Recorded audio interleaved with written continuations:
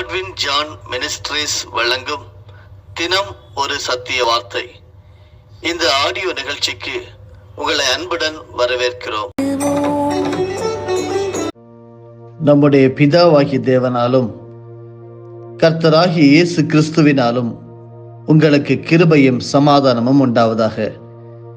கிறிஸ்துவை பற்றிய சாட்சி உங்களுக்குள்ளே ஸ்திரப்படுத்தப்பட்டபடியே நீங்கள் இயேசு கிறிஸ்துவுக்குள்ளாய் எல்லா உபதேசத்திலும் எல்லா அறிவிலும் மற்றெல்லாவற்றிலும் சம்பூர்ணம் உள்ளவர்களாக்கப்பட்டிருக்கிறபடியால் அவர் மூலமாய் உங்களுக்கு அளிக்கப்பட்ட தேவ கிருபைக்காக நான் உங்களை குறித்து எப்பொழுதும் என் தேவனை ஸ்தோத்தரிக்கிறேன்.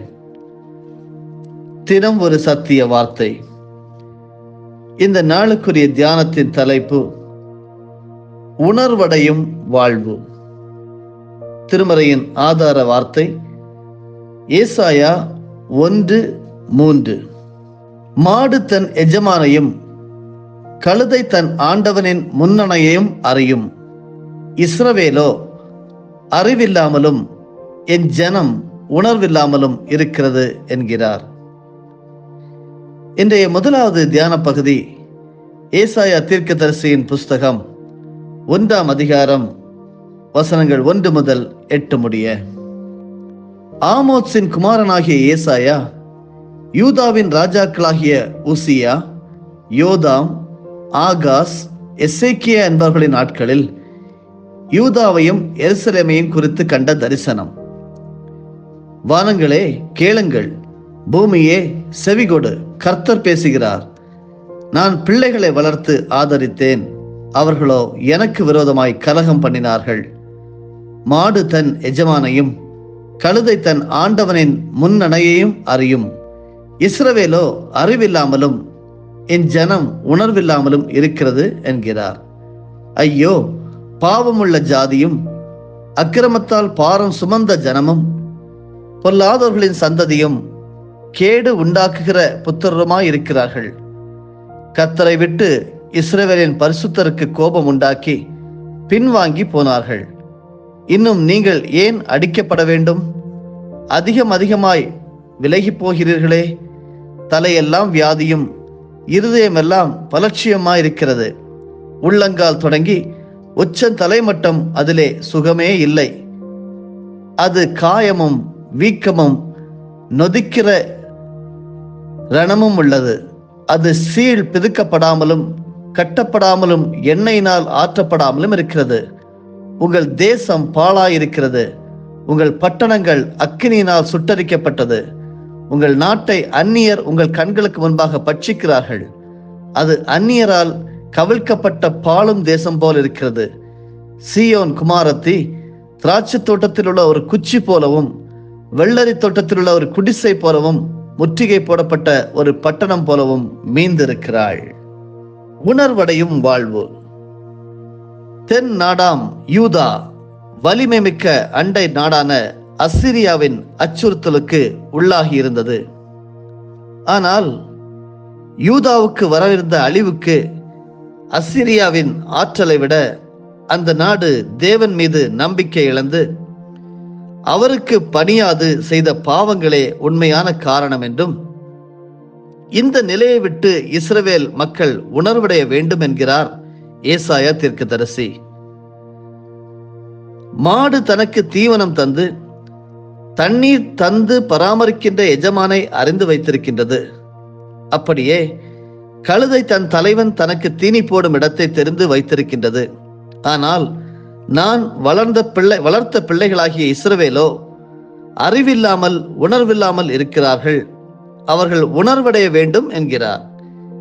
ஏன் உணர்வடைய வேண்டும் என்றால், இஸ்ரவேலர்கள் எகிப்திலே இருக்கும்போது அவர்களால் அடிமையாக்கப்பட்ட மக்களாக, அருவருக்கப்பட்ட மக்களாக இருந்தார்கள்.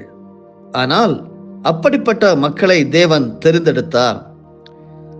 அவர்களுக்கு சுதந்திரமாக வாழ்வதற்கு ஒரு நாடு, ஒரு அரசன், எல்லா மக்களினங்களை காட்டிலும் ஆசீர்வதிக்கப்பட்ட ஒரு மக்களினமாக உயர்த்தினார். அப்படி தேவனால் வாழ்வு பெற்ற மக்கள் தேவன் மீது நம்பிக்கை இழந்தனர், பாவங்களை செய்தனர், தேவரை விட்டு தூரமாய் சென்றனர், பிறரை ஒடுக்கினார்கள், அவர்களின் அழிவுக்கு அவர்களே காரணமாக இருந்தனர். அந்த பாவமான நிலையிலிருந்து உணர்வடைய வேண்டும் என்கிறார். இன்றும் மீட்பை பெற்று வாழ்வில் உயர்வை பெற்று மகிழ்ச்சியோடு தேவனை சார்ந்து வாழ வேண்டிய மக்கள் தேவனை விட்டு தூரமாய் சென்று விடுகின்றனர். வெளியரங்கமாய் தேவனோடு இருக்கின்றனர். பொறாமை, வஞ்சனை, அநீதி, ஏமாற்றுதல், செழுமை வழிபாடு, அமைதியை கெடுத்தல், தேவன் விரும்பாத காரியங்களை செய்து வாழ்வதை தேவன் ஒருபோதும் விரும்புவதில்லை. அருமையானவர்களே, நம்மில் இருக்கின்ற பாவமான நிலையை விட்டு இந்த ஏசாயா தீர்க்கதரிசி சொன்னது போல எருசலேமை குறித்து சொன்ன காரியங்கள் நம்மோடு பேசுபவையாக இருக்கட்டும். அப்படிப்பட்ட நிலைகளை விட்டு நாம் உணர்வடைவோம், புது வாழ்வை பெறுவோம். தேவனுக்கு செவி கொடுத்தலே உத்தமம். அதே அதிகாரம் ஏசாயா 9வது அதிகாரத்திலே நாம் எப்படி வாழ வேண்டும் என்று சொல்லி ஏசாயா தீர்க்கதரிசி நமக்கு அறிவுறுத்துகிறார். நன்மை செய்யும் வாழ்வாக நம்முடைய வாழ்வு இருக்க வேண்டும். ஏசாயா 1:17 சொல்லுகிறார், நன்மை செய்ய படியுங்கள், நியாயத்தை தேடுங்கள், ஒடுக்கப்பட்டவனை ஆதரித்து திக்கற்ற பிள்ளையின் நியாயத்தையும் விதவியின் வழக்கையும் விசாரியுங்கள் என்று. ஏசாயா 1வது அதிகார வசனங்கள் 10 முதல் 19 வரையிலும் படிக்கிறேன். சோதோமின் அதிபதிகளே, கர்த்தருடைய வார்த்தையை கேளுங்கள். கொமோராவின் ஜனமே, நமது தேவனுடைய வேதத்துக்கு செவி கொடுங்கள். உங்கள் பலிகளின் திரள் எனக்கு என்னத்துக்கு என்று கர்த்தர் கேட்கிறார். ஆட்டுக்கடாக்களின் தகர பலிகளும் கொளுத்த மிருகங்களின் நிணமும் எனக்கு அரோசிகமாயிருக்கிறது. காளைகள், ஆட்டுக்குட்டிகள், கடாக்களுடைய இரத்தத்தின் மேல் எனக்கு பிரியமில்லை. நீங்கள் என் சந்நிதியில் வரும்போது என் பிரகாரங்களை இப்படி மிதிக்க வேண்டும் என்று உங்களிடத்தில் கேட்டது யார்? இனி வீண் காணிக்கைகளை கொண்டு வர வேண்டாம். தூபம் காட்டுதல் எனக்கு அருவருப்பாயிருக்கிறது. நீங்கள் அக்கிரமத்தோடே ஆசரிக்கிற மாத பிறப்பையும் ஓய்வு நாளையும் சபை கூட்டத்தையும் நான் இனி சகிக்க மாட்டேன். உங்கள் மாத பிறப்புகளையும் உங்கள் பண்டிகைகளையும் என் ஆத்துமா வெறுக்கிறது. அவைகள் எனக்கு வருத்தமாயிருக்கிறது. அவைகளை சுமந்து இளைத்து போனேன். நீங்கள் உங்கள் கைகளை விரித்தாலும் என் கண்களை உங்களை விட்டு மறைக்கிறேன். நீங்கள் மிகுதியாய் ஜெபம் பண்ணினாலும் கேளேன். உங்கள் கைகள் இரத்தத்தினாலே நிறைந்திருக்கிறது. உங்களை கழுவி சுத்திகரியுங்கள். உங்கள் கிரியைகளின் பொல்லாப்பை விட்டு என் கண்களுக்கு மறைவாக அகற்றிவிட்டு தீமை செய்தலை விட்டு ஓயுங்கள். நன்மை செய்ய படியுங்கள், நியாயத்தை தேடுங்கள், ஒடுக்கப்பட்டவனை ஆதரித்து திக்கற்ற பிள்ளையின் நியாயத்தையும் விதவையின் வழக்கையும் விசாரியுங்கள். வழக்காடுவோம் வாருங்கள் என்று கர்த்தர் சொல்லுகிறார். உங்கள் பாவங்கள் சிவேரென்றிருந்தாலும் உறைந்த மலையைப் போல் வெண்மையாகும். அவைகள் இரத்தாம்பர சிவப்பா இருந்தாலும் பஞ்சை போலாகும். நீங்கள் மனம் பொருந்தி செவி கொடுத்தால் தேசத்தின் நன்மையை புசிப்பீர்கள். அருமையானவர்களே, நன்மையான வாழ்வுக்கு பரிந்துரைக்கிறார் ஏசாயா தீர்க்கதரிசி. 8ஆம் நூற்றாண்டு தீர்க்கதரிசிகளான ஏசாயா, ஆமோஸ், மீகா, ஓசியா ஆகியோர் அதிகமாக வலியுறுத்தும் கருத்து நன்மை செய்யுங்கள், நியாயம் செய்யுங்கள். காரணம், 8ஆம் நூற்றாண்டில் மக்கள் பலி, காணிக்கை, பண்டிகை இவைகளுக்கு முக்கியத்துவம் கொடுத்தனர். இவைகள்தான் தேவனுக்கு பிரியமானது என்று அவர்கள் நினைத்தனர். ஆனால் தேவன் அவைகள் எனக்கு அருவருப்பானது, நான் அவைகளை வெறுக்கிறேன் என்கிறார். ஆனால் தேவன் விரும்புவது என்ன? நன்மை செய்வது, நியாயம் செய்வது. அதை தான் ஏசாயா தீர்க்கதரிசியும் அழுத்தம் கொடுக்கிறார். அதை யாருக்கு செய்ய வேண்டும் என்பதையும் கூறுகிறார். ஏழைகள், திக்கற்றோர், ஒடுக்கப்பட்டோர், கைம்பெண்கள் இவர்களுக்கு செய்ய வேண்டும். புதிய பொருளாதார வளர்ச்சியினால் ஏழைகள் மிகவும் ஏழைகளாகவும் செல்வந்தர்கள் மிகவும் செல்வம் உள்ளவர்களாகவும் மாறி வருகின்றனர். ஆன்மீகமும் பல நேரங்களில் செல்வந்தர்களை நியாயப்படுத்தி அவர்களை சார்ந்தே நிற்கின்றது. ரியல் எஸ்டேட் என்ற பெயரில் ஏழைகளின் நிலங்களும் உடைமைகளும் பறிக்கப்படுகின்றது. கல்வி, மருத்துவம் என்ற பெயரில் ஏழைகள் சுரண்டப்படுகின்றனர். எல்லா நிலைகளிலும் பாதிப்புக்குள்ளாகி வரும் ஏழைகள், திக்கற்றோர், கைம்பெண்கள், இவர்களுக்கு நன்மை செய்வோம். இவர்களின் நியாயத்துக்காக போராடுவோம். இன்றைய நாளில் வழிபாடுகளுக்கு முக்கியத்துவம் கொடுக்கும் நான் நன்மை செய்ய முன் வருகின்றேனா என்பதை சிந்தித்து தேவன் விரும்பும் செயலை செய்வோம். நீதி உள்ள ஒரு சமூகத்தை கட்டி எழுப்ப நன்மை செய்ய தேவன் உங்களையும் என்னையும் அழைக்கிறார். நன்மை செய்ய படியுங்கள் என்ற ஏக்க குரல் உங்களுக்கும் அழைப்பு விடுக்கிறது.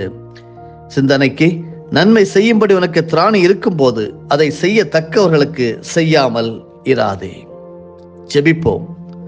மகா பரிசுத்தமும் நீதியும் நியாயமும் உள்ள நல்ல ஆண்டவரே, அலங்காரமாக தந்திருக்கக்கூடிய ஒரு புதிய ஆசீர்வாதமான நாளுக்காக ஸ்தோத்திரம், நன்றி.